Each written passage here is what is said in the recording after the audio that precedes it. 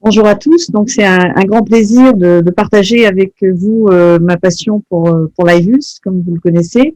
Et donc j'ai la chance d'être avec Romain Didier. Alors je pensais qu'il était important qu'on se refasse un petit peu pour qu'on soit tous sur la même longueur d'onde, qu'on fasse un petit point. Je suis sûre que tout le monde connaît, mais ça permet d'être sûr qu'on parle tous de la même chose. Et donc je vais le mettre en plein écran, voilà comme ça. Et du coup, je voulais juste rappeler les bases. Donc ça va être très rapide, mais je pense que c'est important, comme pour toute imagerie, en sachant donc que l'IVUS, bon, c'est de la radiofréquence, et c'est l'ultrason, pardon, et ça a des propriétés qui sont importantes à connaître parce qu'il va y avoir des artefacts qui en découlent et qu'il faut connaître avant d'interpréter une image. Je pense que ça, c'est très important. Alors, comme vous le voyez, on a deux types de résolution dans un IVUS, soit la résolution axiale, qui est la résolution qui nous intéresse, et vous voyez que plus la fréquence du traducteur est importante, plus la résolution augmente, et on voit qu'avec le traducteur de 60 MHz de la société Assist, on arrive à 50 microns. Pour mémoire, l'OCT est de 15 microns, et pour mémoire aussi, une cape fibreuse qui est vulnérable, c'est inférieur à 60, donc on a une résolution qui est satisfaisante. Et la résolution latérale n'est jamais bonne, hein, c'est le principe même de l'ultrason, mais on voit qu'elle est quand même un petit peu meilleure plus la fréquence du traducteur augmente. Et là, il y a un élément important. Quand vous faites de l'IVUS, c'est que vous pouvez pré-régler votre appareil, le post-régler, mais il ne faut pas avoir une image trop brute. Ici, vous voyez, cette image, elle est très belle, mais on diminue le niveau de gris et donc on voit pas très bien ce qui se passe dans la lumière. Alors que là, avec un niveau de gris plus important, une échelle plus large, l'image est peut-être moins bonne, entre guillemets, pour l'œil, mais elle est beaucoup plus, elle nous renseigne plus. Donc toujours avant de commencer un examen ou pendant l'examen, vous modifiez les réglages de façon à avoir une échelle de gris qui soit conséquente et pas avoir une image trop belle. Alors, on a deux types de systèmes d'IVUS. Ça aussi, c'est très très important pour l'acquisition et surtout pour l'analyse par la suite. On a les sondes mécaniques. Les sondes mécaniques, elles tournent et donc c'est un traducteur qui est biseauté et donc le système va tourner comme un petit peu comme un phare. Donc ça va illuminer l'ensemble et on voit que ça peut aller de 1800 tours à 3600 tours. Par exemple, la sonde 60 MHz d'Assist tourne à 3600 tours. Et c'est compatible 5 ou 6 F pour la 60 MHz, c'est compatible 6 F. Et ensuite, on a la sonde électronique. Alors, elle est plus fine. C'est fait par des éléments qui sont en couronne. Et donc, il n'y a pas de rotation, c'est juste une illumination progressive. Et c'est aussi important. Mais malheureusement, en raison du type même du système, on n'aura que du 30 MHz. Et vous vous rappelez, 30 MHz, la résolution, elle est beaucoup moins intéressante que sur les sondes mécaniques. Alors, donc c'est de l'ultrason, donc c'est-à-dire que ça va aller vers une structure et elle sera réfléchie par la structure en fonction de l'écogénicité de cette structure. Et c'est pour ça qu'en écho, on parle de 3 couches. Pourquoi? Eh bien, parce que l'intima ne reflète rien quand il est normal. Après, vous avez la limitante élastique interne qui est riche en collagène. Elle va refléter, mais il va y avoir un écho. Ensuite, la média, il n'y a rien, donc pas d'écho. Et puis ensuite, on a la limitante élastique externe, de nouveau collagène, écho, et l'adventice, très riche, écho. Donc, on a ce qu'on appelle cette fameuse image en 3 couches, qui est la limitante élastique interne normale, la média, et ensuite, limitante élastique externe et l'adventice sont souvent très proches. On a du mal à faire la différence, en tout cas en IVUS. Ensuite, quand vous avez de l'athérome, eh bien, cet intima n'est plus le même et donc va avoir des tas d'éléments à l'intérieur et en fonction des composants calcaires, cellulaires, fibreux, il va renvoyer la sonde l'ultrason et on va avoir donc une image. Donc là, on a cette fois-ci l'intima qui, vous vous rappelez au départ, n'entraîne rien. Quand il est pathologique, on a de l'écho. Et puis, on a toujours cette média qui est vide d'écho. Et ensuite, après, on a l'adventice. Alors, la résolution est très, très importante parce que quand vous voyez du 30 MHz, vous voyez les spicules, qui sont les grains de riz, qui sont l'élément qui forme l'image, et ben on voit qu'on a beaucoup, c'est très gros, c'est assez grossier, et puis plus on augmente la résolution, plus l'image s'affine, et plus on a une facilité d'analyse, parce qu'on sera moins gêné par ces graineries là qui forment l'image. Donc c'est très, pour nous en tout cas, pour le live view, il vaut mieux avoir une bonne résolution axiale que moins bonne. Alors, les artefacts, c'est fondamental. C'est-à-dire que quand vous allez analyser une image d'Ibus, il faut le savoir. Donc, le problème, c'est que vous avez le traducteur, celui qui va générer l'ultrason, il peut être désaxé par rapport à l'axe principal du vaisseau et donc venir s'appliquer contre la paroi. Et comme c'est de l'ultrason, tout ce qui est proche du traducteur va être très intense en image. Tout ce qui est loin du traducteur le sera moins. Et vous voyez, on a l'impression qu'on a une attraction, donc un caractère non uniforme de l'artère, qui est complètement faux. Ça, c'est artefactuel. Et là, de la même façon, vous avez cet aspect lamellaire. Et donc, quand vous analysez votre image, vous devez toujours regarder où est le traducteur, s'il est centré ou non. Et en fonction du fait qu'il soit décentré, la seule chose vraiment que vous pouvez analyser, c'est la partie de l'autre côté. Mais tout ce qui est trop proche du traducteur n'est pas analysable, elle est artefactée. Alors là, vous voyez par exemple cette image de Sainte, là c'est sympa, le traducteur est centré. Et quand vous voyez ici, le traducteur est plus proche d'un côté, et donc comme ça fait comme un phare qui va illuminer en tournant, eh bien vous avez les struts, vous voyez les struts, elles sont très grosses, alors que celles-ci sont beaucoup plus fines. Et ça, c'est artefactuel. Bien sûr, les struts du Sainte, elles sont identiques de part et d'autre. Mais quand le traducteur est proche de la paroi, ça diminue la taille, et plus ce qui est après, ce qui est à l'opposé, va se tourner, va être illuminé par la sonde qui tourne, et vous allez avoir comme si vos struts, elles n'étaient pas plates, elles étaient un peu inclinées. Ça, il ne faut pas en tenir compte. C'est la façon dont l'Ibus marche. Et donc, vous voyez ici, le traducteur, ou ici, par exemple, le traducteur, on ne sait pas trop où il est. Et donc, c'est simplement ça qui est analysable. Et cette partie-là, il faut faire attention quand on l'analyse. Et puis après, on a les images de réverbération, mais ça, vous connaissez tous en faisant de l'écho thoracique classique. Hein, une image qui est très échogène va avoir une réverbération, va se répéter, un écho répétitif. Donc, il ne faut pas prendre ça pour des images de calcium itératives. La seule chose qui marche, c'est ça. Et ça, ce sont des artefacts, mais ça, vous le connaissez sur l'échographie normale. Donc là, on a de la même façon ces images répétitives qui sont liées au fait qu'elles sont très échogènes et elles vont se répéter. Il va y avoir une image. Et puis, cette fameuse réponse impulsionnelle où on voit que la paroi est lamellaire. Bien sûr, une paroi d'artère, c'est pas lamellaire. Et donc ça, c'est lié au fait qu'il y a un gros décentrage de la sonde d'écho et on a cette illumination du phare dont je vous parlais. Alors après, on a les cônes d'ombre, et donc le cône d'ombre, c'est souvent, on va revenir très vite, c'est le calcaire ou la fibrose vieillie, et donc on ne voit bien sûr rien derrière, et ça va nous gêner dans les mesures, puisque vous ne pourrez pas déterminer la taille de l'artère, puisque le cône d'ombre empêche l'analyse de ce qui se passe derrière, et donc on peut avoir aussi des cônes d'ombre après répétitifs. Donc c'est toujours le même principe. Et puis ce qu'on a avec la sonde mécanique, qu'on n'a pas avec la sonde électronique, c'est que comme elle est en rotation, et si vous avez des courbures importantes ou si vous avez trop serré votre valve hémostatique, eh bien la sonde ne va pas tourner de façon homogène. Et donc la seule chose qu'on puisse analyser, c'est ça. Et ça, tout ça, c'est artefactuel. C'est parce que la sonde n'a plus sa rotation, soit de 1800, soit de 3600. Et donc elle va avoir du mal à insonifier les structures. Et donc on ne peut pas analyser ce qui se passe à ce niveau-là. Alors maintenant, alors, l'échographie, ce n'est absolument pas d'histologie, mais on peut avoir une petite idée de ce qu'on rencontre comme image. Mais ce n'est pas d'histologie, ça c'est vraiment important. Alors, les composants cellulaires, il n'y a pas grand-chose dedans, et donc ça donne très très peu d'échogénicité. Et donc, on voit que l'échogénicité, on prend toujours l'adventice comme repère, on voit que l'échogénicité est inférieure à l'échogénicité de l'adventice. Tout ce qui est inférieur à l'échogénicité de l'adventice, c'est généralement cellulaire. Ça peut être du lipide, ça peut être de tout, mais ce n'est pas ni du calcaire ni de la fibrose. Ensuite, vous avez des possibilités de voir à l'intérieur de la paroi des zones vraiment en hyposignal, où on voit rien dedans. Alors, ça peut être un cœur lipidique, on peut croire que c'est une plaque minérale, mais ça peut aussi être de l'hématome, ça peut être aussi du sang. Donc ça, l'écho ne peut pas le dire, l'IVUS ne peut pas le dire.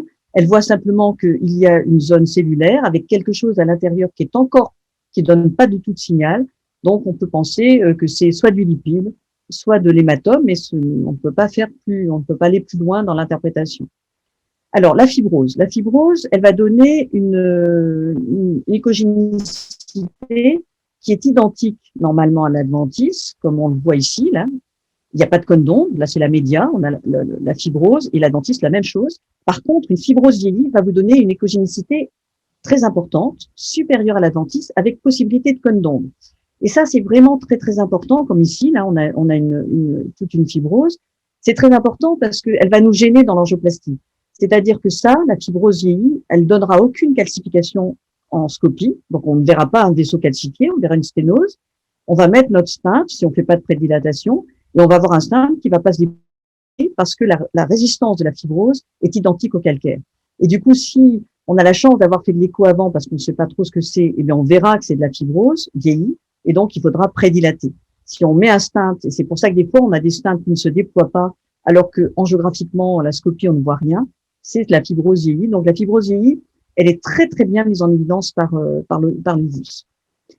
Alors, les composants fibreux sont généralement, ça donne cette image, elles sont généralement superficielles dans la composition de la plaque athéromateuse, alors que le calcaire va être profond. Donc, quand vous voyez quelque chose qui a une écogénicité supérieure à l'adventice, qui donne un cône d'ombre, c'est du calcaire, et vous arrivez à faire, c'est pas d'histologie, mais un petit peu, lorsque ça, comme ici, c'est près de la média, c'est donc, a priori, c'est du calcaire. Par contre, sur celui-ci, qui est la partie superficielle de la plaque, on est plutôt dans de la fibrosine. Donc, c'est comme ça qu'on arrive un petit peu à s'en sortir. Ça donne des calcifications à la scopie. Ça ne donne rien du tout à la scopie. Mais c'est aussi résistant que le calcaire. Et puis, quand on analyse le calcaire, on doit faire une analyse pour savoir s'il est circonférentiel. Et tout calcaire circonférentiel à l'écho doit obligatoirement nous imposer de faire quelque chose de silatérectomie lorsque la lésion est serrée, donc genre rotablator, shockwave, ce que les gens veulent. Par contre, lorsque l'arc calcaire est inférieur à 180 degrés, on fait une prédilatation, mais on n'a généralement pas besoin d'avoir une atérectomie. On n'a pas besoin. Donc, l'écho va nous aider un petit peu dans notre. Donc là, et puis on a le plus souvent, bien sûr, les plaques mixtes où on a de tout, de la fibrose, des composants cellulaires et des composants calcaires. Alors le thrombus, c'est sûr que l'OCT est supérieur pour le thrombus parce qu'elle peut faire la différence, mais on le voit très bien en écho, c'est au mouvement. Donc on peut voir ici, on a une petite boule comme ça qui est à l'intérieur de la lumière appendue sur l'atima, sur l'athérome, c'est un thrombus. Et puis là, vous avez un thrombus vieilli parce que vous avez deux couches d'athima, d'athérosclérose, ici un peu plus dense et ici un peu plus vieille. Donc ça, c'est du thrombus vieilli. C'est donc quelque chose de très souple qui pourra être tout à fait, qui n'empêchera pas de mettre un stent. Et puis on a, alors là, on le voit, c'est vraiment un élément plus en faveur de l'IVUS que de l'OCT. C'est les fameux hématomes intrapariétaux, comme on voit ici. C'est-à-dire que votre média est normal, il n'y a souvent pas d'athérome, et puis vous avez du sang qui s'est mis entre la média et l'adventice, donc souvent sur des artères assez profonds, et donc l'IVUS le voit très bien, on le verra moins bien avec l'OCT. Les plaques rompues, on voit très très bien avec l'OCT, avec le LIVUS, comme là, vous voyez cette grosse plaque rompue ici de la même façon, donc ça c'est véritablement une très belle sémiologie. Alors, quand on fait un examen d'écho, il faut prendre son temps, il faut faire de l'héparine, du Risordan, puisqu'il faut dilater l'artère, elle risque d'être spasmée, et de l'aspirine. Donc, c'est exactement comme si on faisait une angioplastie, hein, il ne faut pas faire de l'écho sans prendre de précautions. Et puis, on se positionne le plus distalement possible de ce qu'on veut faire. On règle l'appareil pour avoir la bonne zone de grise. On fait une acquisition au retrait, toujours, hein, on va du distal vers le proximal. Le mieux, c'est d'avoir un pullback automatique. Et on peut aller jusqu'à 10 mm/s, mais c'est trop. Il vaut mieux privilégier des petites vitesses, 0,5 à 1 mm, parce qu'on aura de meilleurs éléments. Et il faut avoir le réflexe toujours, on voit pas très bien parce qu'on peut être un peu occlusif, c'est de rincer, donc soit avec de l'eau, mais le mieux avec du contraste, c'est plus facile. Et on fait ainsi la distinction entre du sang qui ne bouge pas beaucoup et qui donne de la réflexion et la paroi. Et puis vous commencez, si vous voulez faire plusieurs pullbacks, répéter au cours d'un examen, vous essayez de repérer avoir des repères. Donc là, sur l'IVA, vous avez lorsque c'est comme ça, c'est votre péricarde. Et du coup, vous imaginez bien que ça, c'est une septale et ça, c'est une diagonale. Mais si on n'a pas le péricarde en visualisation, on pourra pas du tout, on saura que c'est une branche, mais on ne fera bien sûr aucune distinction entre une septale et une diagonale. Mais ces repères peuvent vous permettre de recommencer toujours au même endroit. Sur la CX, là, vous avez la veine, hein, donc on la voit très bien, ça peut vous servir de repère.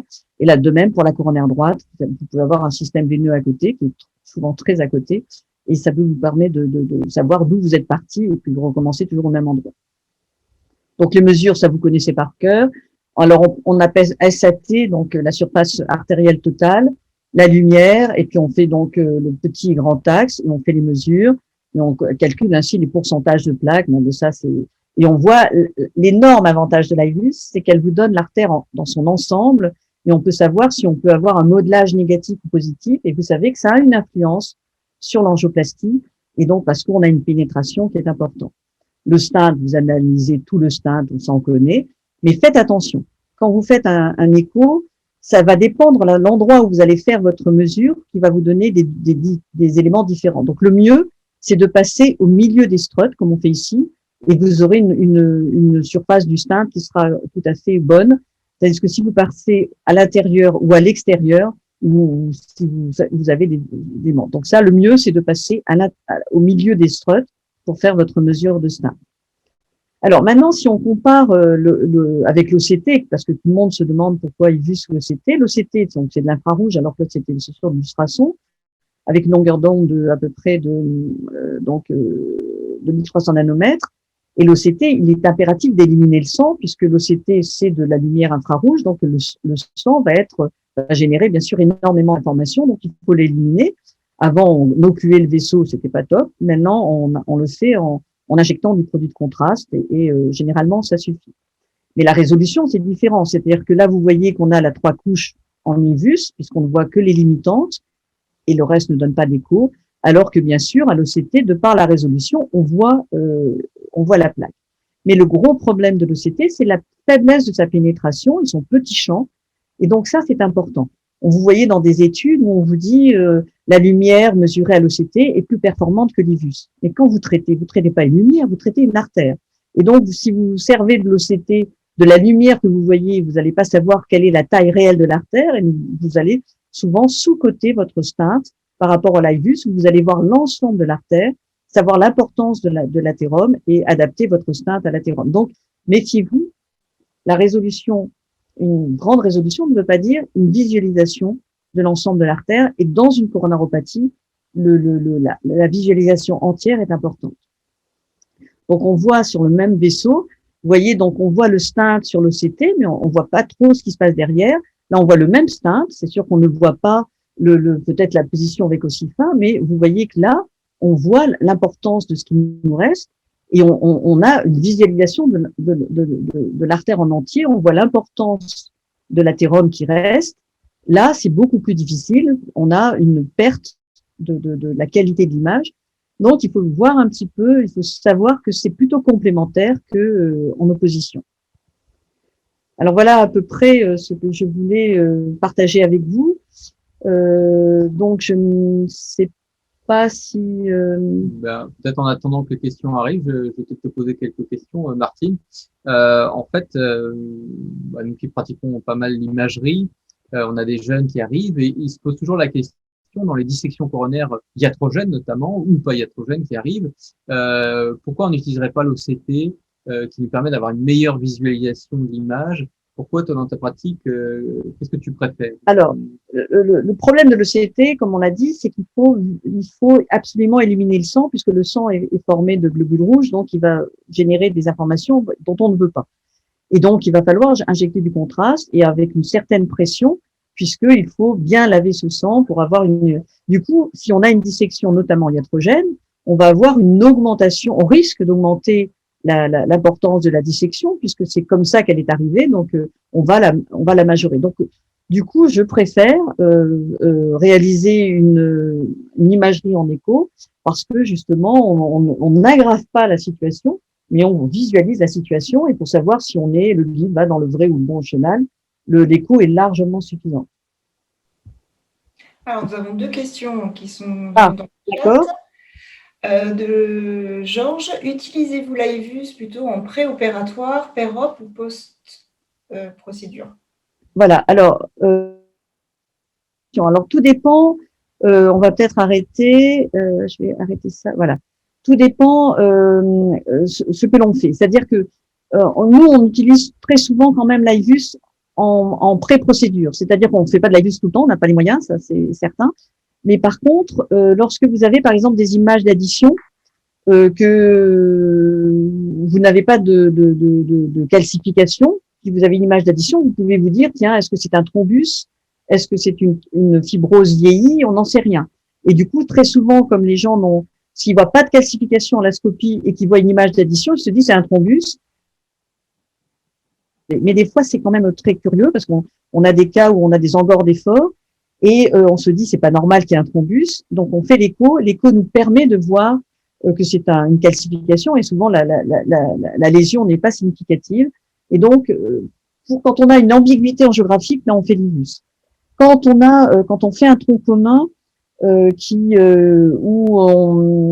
on a du calcium, pareil, mais on a du mal à faire la part. Est-ce que ce tronc commun est vraiment serré ou est-ce que c'est le calcium? Vous savez qu'un calcium, c'est pas sûrement à vous que je vais le dire, ça entraîne des sténoses ça majore l'importance de la sténose en angios. C'est-à-dire qu'on a une zone calcaire, ça donne un vide, on voit une image et on se dit, oulala, ça c'est serré. Et souvent, c'est faux. Donc, l'écho, dans ce cas-là, est très intéressante parce qu'elle va voir justement la participation du calcaire et voir si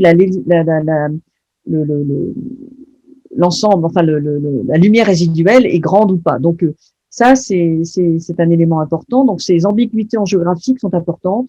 Et puis bien sûr, dans la rosténose intrastinte, pour nous guider, pour savoir si c'est une mauvaise apposition du stinte, etc. Donc là, sur la rosténose intrastinte, on peut tout à fait faire l'OCT, ça je suis d'accord.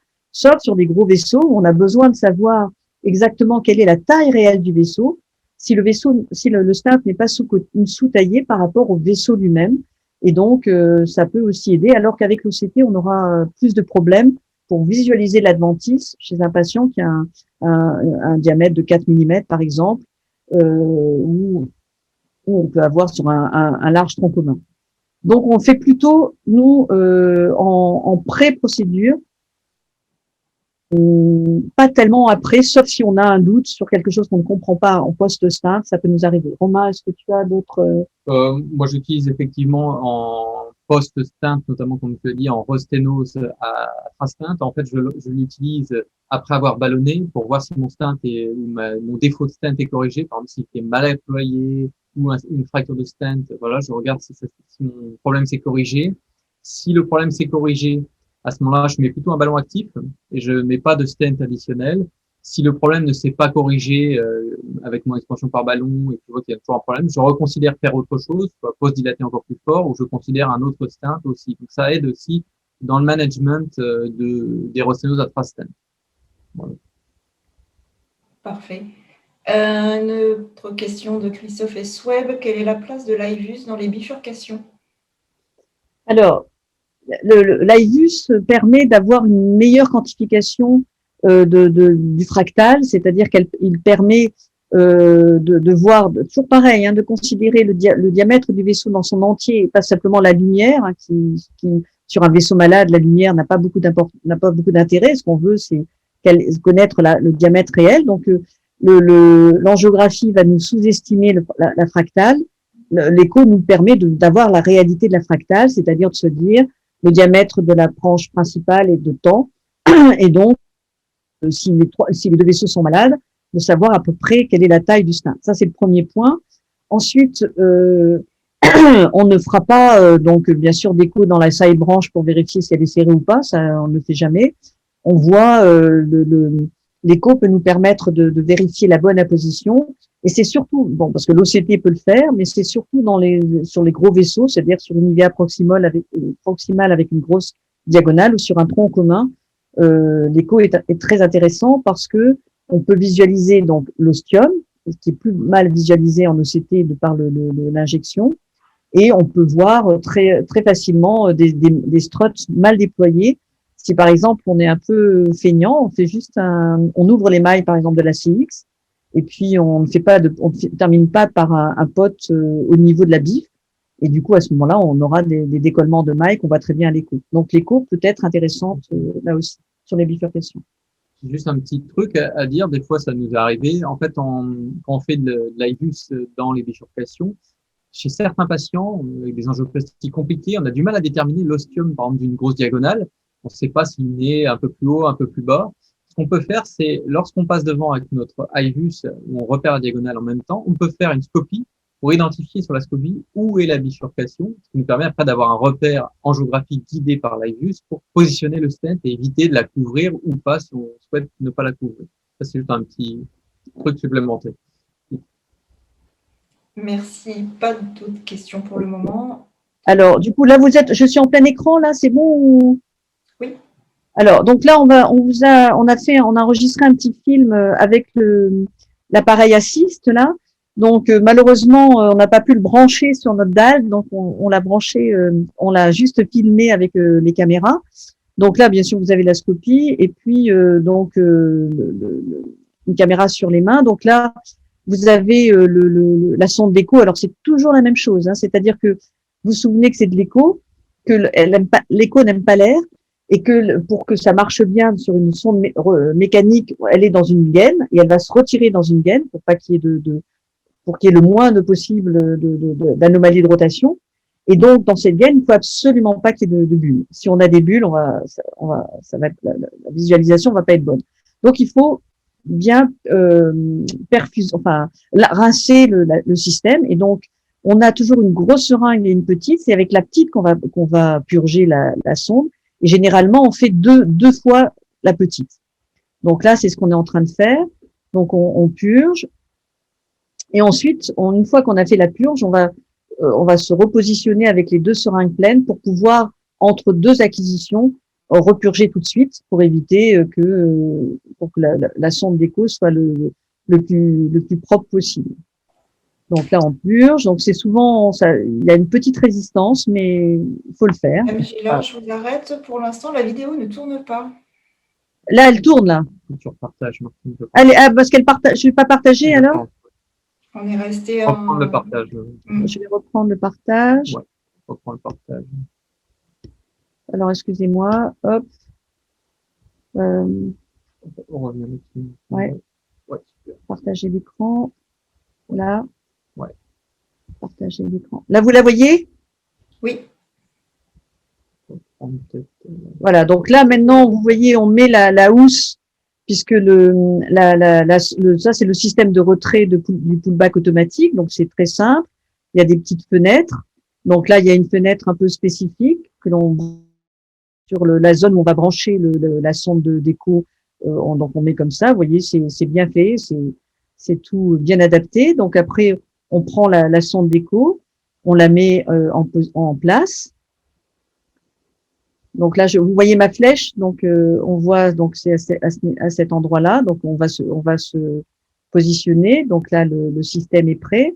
Ensuite, on va bloquer la gaine dans laquelle la sonde va se déployer, va bouger. On la fixe au système avec on a un petit point rouge qui permet de l'ouvrir.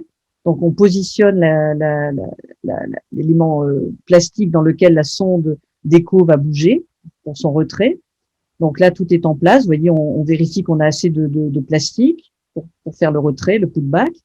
Alors là, l'acquisition qu'on va faire sur ce tronc commun, alors on va regarder ce qu'on a. Donc c'est un papier stent qui avait une valve aortique. Et vous voyez donc on avait ce tronc commun donc qui était très limite, on avait une impression de calcification. Et on avait une sténose serrée de cette marginale et le patient était très symptomatique. Donc, on a décidé de traiter la marginale. Donc ça, je vais vous faire on va pas le voir, hein, ça n'a strictement aucun intérêt. Et donc, comme c'était un tronc, on met sur nos deux guides et on va ensuite se positionner. Donc, vous allez voir l'image. Vous voyez que ce tronc, il est quand même très fin par rapport à l'IVA et la CX. On va le refaire, on va le voir beaucoup mieux. Donc voilà, donc on a un tronc qui est un petit peu intermédiaire au centre. Je vous laisse voir. Et donc on s'est dit, donc après avoir traité la marginale, s'il fallait pas qu'on s'occupe de ce tronc, vous voyez, avec cette masse calcaire énorme. Et il nous paraissait, nous, en tout cas, comme ça, en géographiquement significatif. Donc après avoir traité la marginale, on va faire l'écho, donc on branche. Alors on fait des tests pour être sûr que l'écho tourne. Alors on le met dans de l'eau. Vous voyez, on a fait le test, bien, le système est fonctionnel. Et ensuite, donc c'est comme tout écho, c'est un monorail qui est court. Donc on arrête la rotation. C'est une sonde mécanique. Il vaut mieux monter la sonde mécanique, comme vous le savez bien, alors qu'elle n'est pas en acquisition. C'est toujours le plus simple. Donc on va la monter, bien sûr. On avait fait une écho dans du tronc vers l'IVA. Donc la partie plus distale, où il n'y a pas le traducteur, et le traducteur est sur le deuxième marqueur. Alors je suis désolée, je crois que la connexion n'est pas très bonne. Donc il y a les deux marqueurs, et donc une fois que le marqueur, il faut mettre donc bien sûr le marqueur. Vous voyez, il y a un marqueur et deux marqueurs. Il faut mettre le traducteur le plus en aval de l'endroit où on veut, et ensuite on va faire l'acquisition. Donc on va vous le montrer après l'acquisition.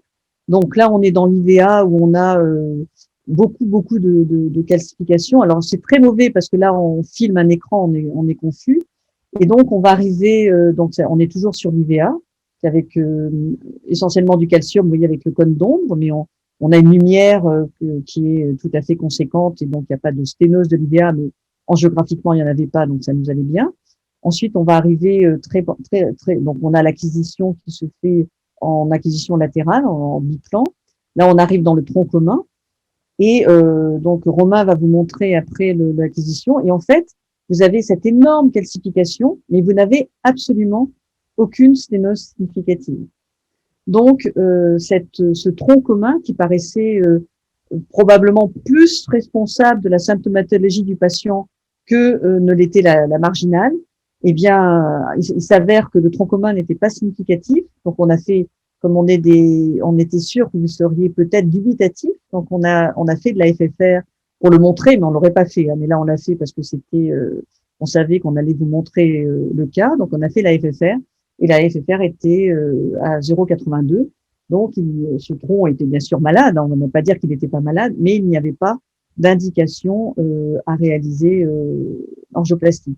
Et du coup, on n'aurait pas fait l'écho. On se serait dit ce tronc est à dilater.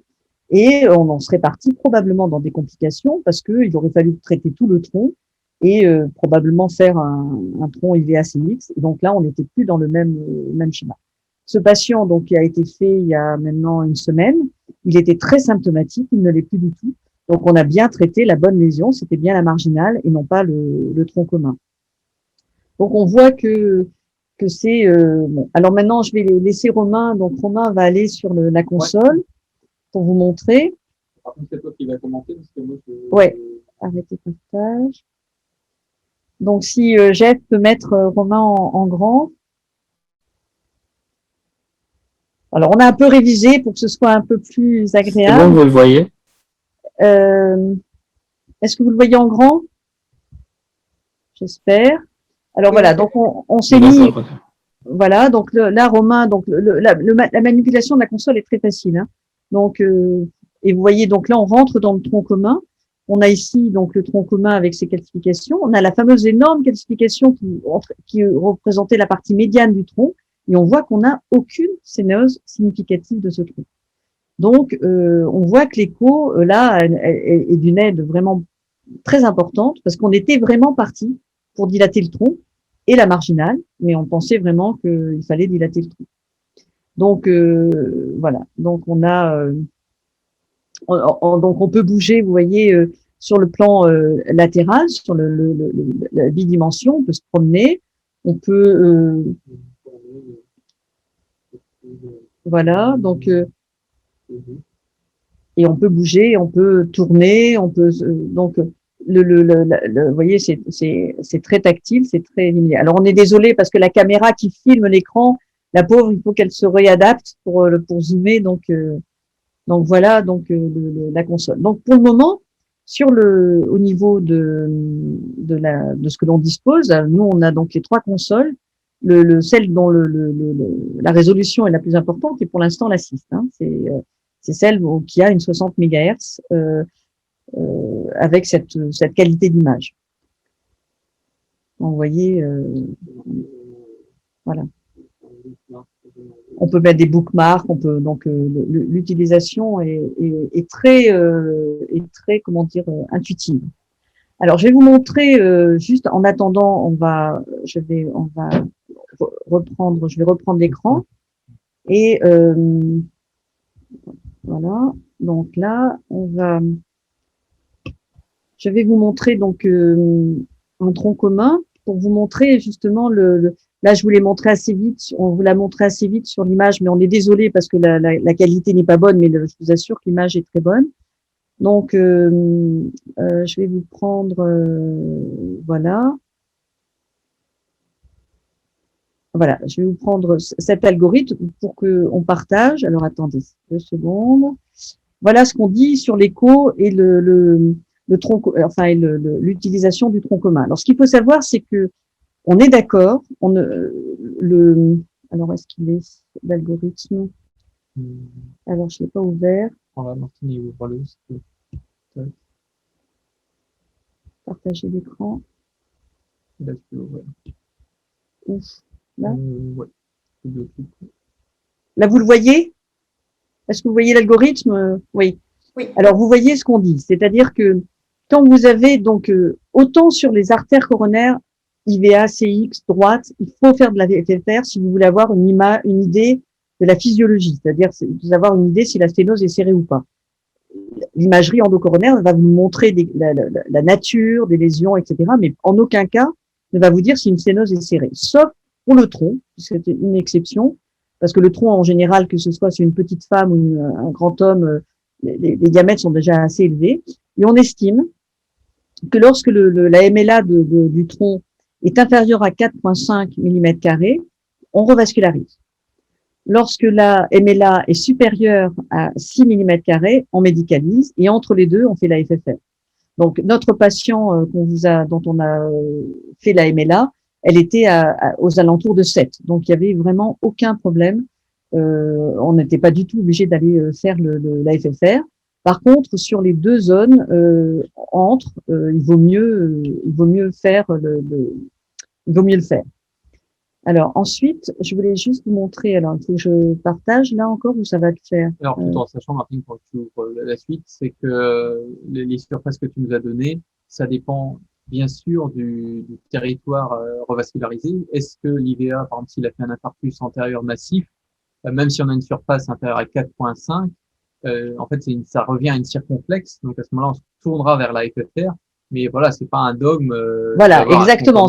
C'est toujours voilà. pareil. Le mieux, c'est quand même la FFR. Mais on peut s'en sortir avec. Alors, est-ce que vous voyez là l'écran ou... Oui, c'est très bien. Alors, du coup, on va juste vous montrer. Donc, c'était un monsieur donc qui était symptomatique, simplement un engorge fort. Et donc on voit ici son tronc, vous voyez. Et donc, le problème du tronc, c'est qu'on n'a jamais une zone de référence. Alors, on peut faire la fractale de Gérard Finet, c'est-à-dire que on fait l'addition des deux et on multiplie par 0,67, mais là, il est sur un tronc qui est assez court et qui est très serré. C'est toujours très difficile. Donc, la droite était normale. Donc, c'est difficile de faire de déterminer. Eh bien, on a fait l'écho. Et on s'est aperçu que donc ce tronc là, à l'inverse de celui qu'on vous a montré tout à l'heure, était significatif. Avec toujours, là, pour l'instant, on est dans le tronc, on a ce gros cône d'ombre, c'est-à-dire qu'on ne peut pas déterminer la surface. Donc, on arrive donc là dans le tronc commun. On a ici donc de l'athérome sur ce tronc commun, puisqu'on a l'adventice qui est par là, hein, et puis avec beaucoup d'athérome. Et on voit que là, par contre, on a une surface qui est excessivement significative, qui est très serrée et qui est ostiale. Eh bien, l'écho nous a permis de faire des mesures. On s'est aperçu en fait que c'était un tronc dans lequel il fallait mettre 5 millimètres. Et on ne serait jamais parti sur un diamètre de 5 millimètres de steinte parce que on se serait dit à 4 et puis on sera bon parce qu'on n'avait pas d'éléments. Et donc, l'énorme avantage de l'écho, c'est que dans le tronc commun, eh bien, ça va vous aider à véritablement sizer. Si vous faites de l'OCT, vous allez voir votre lumière, vous allez avoir de l'athérome, parce que ce tronc était plein d'athérome, et votre athérome va vous gêner pour voir plus loin, parce que ça va, l'infrarouge va être absorbé par l'athérome. Donc, vous ne verrez pas l'adventice.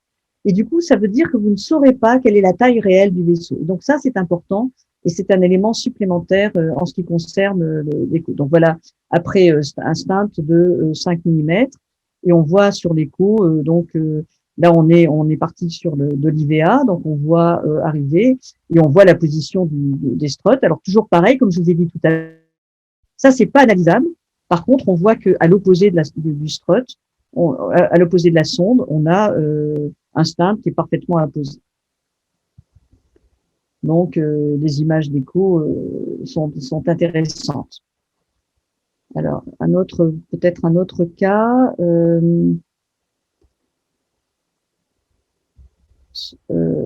Par exemple, ça, justement. Bon, ça, alors attendez. Est-ce que vous le voyez là toujours? Oui. Oui, Alors voilà, regardez. Donc ça, c'est une femme de 55 ans qui qui a un grand stress à l'occasion d'un appel téléphonique parce qu'on lui a dit que sa fille était décédée. Donc elle a une très violente douleur dans la poitrine durant 40 minutes. Donc vous me voyez venir.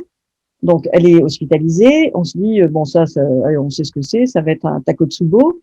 Et puis, malheureusement, on s'aperçoit que l'artère de cette patiente, c'est pas tout à fait un Takotsubo, c'est un vrai problème. Et on pense donc qu'il y a un spasme avec mis au niveau de l'artère. Donc, c'est notre première idée. Donc, on met une aspiration et puis on observe une amélioration. Quand vous voyez par rapport à cette image-là, et que vous regardez celle-là, on se dit il y avait vraiment sûrement du thrombus. Donc on se dit, on va faire des gentils GB2B3A, on va faire tout ça. Eh bien non, on s'est dit que c'était un peu curieux. Donc on a, vous voyez l'image finale. Donc on se dit bon, qu'est-ce qu'on fait? Est-ce qu'on la steinte?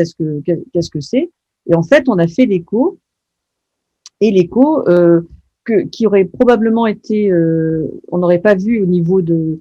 Donc là, on est sur la partie moyenne de cette circonflexe gauche. Vous voyez qu'il n'y a aucun athérome. Donc, comme je vous disais, on purge de façon à bien voir la lumière. Vous voyez, là, le sang stagne un peu. Donc, pour être sûr que la lumière est vive, il n'y a pas. Et puis là, vous voyez apparaître quelque chose. En fait, on voit ici la média. La média est ici. Et là, vous avez un très volumineux hématome qui s'est mis donc il n'y a absolument pas d'athérome, il n'y a rien, mais c'est une dissection non ouverte, si vous voulez, avec un hématome de la terre. Donc c'est une femme, elle a au moment de son spasme, elle a disséqué son artère. Donc comme on n'a pas d'athérome et comme on a vous voyez, voilà l'intima, il n'y a rien, c'est la limitante élastique interne, la média. Et puis, vous avez ce volumineux hématome intrapariétal qui va entre la média et l'adventice. Donc là, il faut rien faire. C'est surtout si le diamètre est satisfaisant. Et puis, vous la suivez. Nous, on l'a suivi par scan. Hein. On avait donc au départ, ça c'était au départ. Hein, donc, on a fait le scan tout de suite. Et puis après, à 5 jours, il y avait plus rien. Donc, il faut bien sûr, mais ça on le connaît avec Pascal Meutreff, mais l'échographie sur un volumineux vaisseau va vous permettre de le voir, alors que des fois en OCT, ça peut être un tout petit peu plus compliqué parce que c'est assez profond. Donc voilà, est-ce que vous avez des questions autrement